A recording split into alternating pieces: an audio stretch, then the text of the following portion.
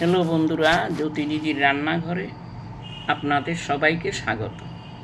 আমি একটি লোকগীতি গাইব।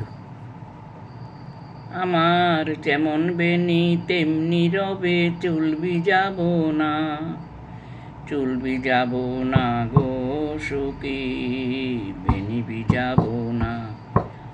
আমার যেমন বেনি তেমনি রবে, চুলবি যাব না, চুল ভিজাবো না গো সখী, বেনি ভিজাবো না। আমার যেমন বেনি তেমনি রবে, চুল ভিজাবো না, চুল ভিজাবো না গো সখী, বেনি ভিজাবো না। আমার যেমন বেনি তেমনি রবে, চুল ভিজাবো না।